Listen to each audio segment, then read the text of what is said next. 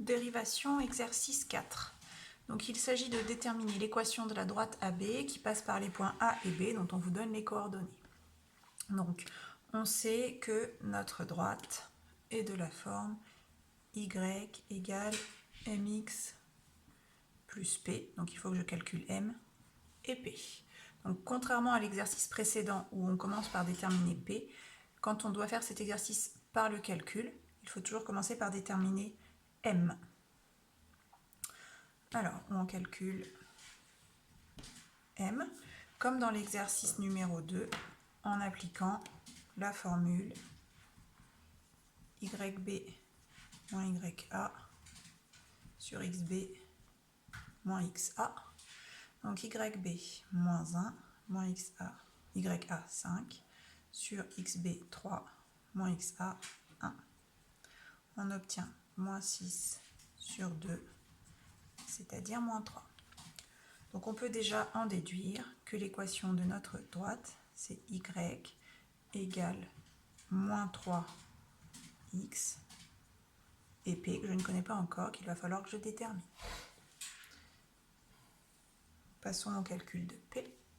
Donc pour calculer p, on choisit d'utiliser les coordonnées d'un des deux points, soit A, soit B.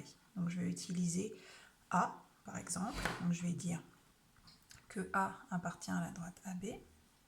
Donc je sais que je peux remplacer y et x de l'équation de la droite AB par l'y, c'est-à-dire l'ordonnée de A, et le x de A. Donc je peux écrire que ya est égal à moins 3xa plus p. Donc j'ai juste repris mon équation de droite en remplaçant y et x par ya, xa, puisque je sais que a est sur la droite. Donc maintenant je remplace par les nombres. Ya c'est 5, xa c'est 1, donc ça fait moins 3 fois 1 plus p. Je continue, j'obtiens ainsi une équation dont l'inconnu est p. Moins 3 fois 1, ça fait moins 3 plus p. Donc il me reste juste à isoler p. Donc je vais le laisser dans ce membre-là en passant moins 3 ici. Ça va devenir plus 3, donc 5 plus 3, 8, égale p. Et donc je sais que mon ordonnée à l'origine ici vaut p. Donc il me reste juste à écrire l'équation. Donc je repars de ça. Et maintenant je peux remplacer p par 8. Donc moins 3x plus 8. Voilà la réponse finale. Continuons avec la question 2. Donc c'est la même chose avec des coordonnées différentes. Donc j'ai remplacé les coordonnées.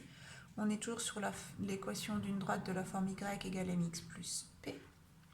Donc il faut commencer par calculer m et ensuite on calculera p. Donc pour calculer m, on applique à nouveau la formule appliquée dans l'exercice numéro 2. Donc je remplace yb, ya, xb, xa par les valeurs.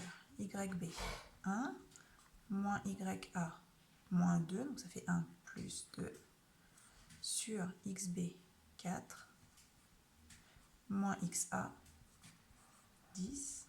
On obtient ainsi 3 sur moins 6, donc ou encore moins 1 demi. Donc première étape faite, je connais la valeur de m, donc l'équation de la droite est 1, y égale moins 1 demi de x plus p, donc j'ai toujours p à déterminer.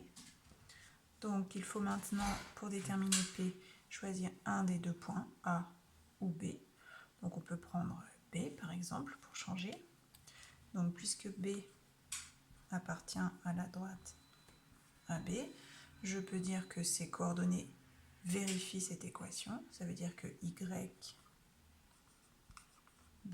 est égal à moins 1 demi de XB plus P. Donc j'ai juste maintenant à remplacer YB et XB par les nombres.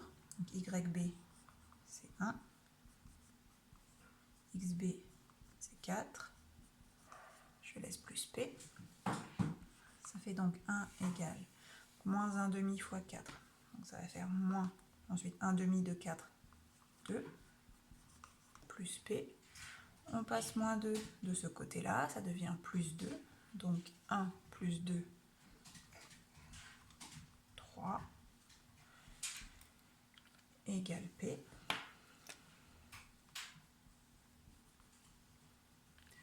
Donc voilà, j'ai trouvé la valeur de P. Je n'ai plus qu'à la remplacer dans l'équation de la droite AB, donc qui est Y égale moins 1 demi de X plus 3.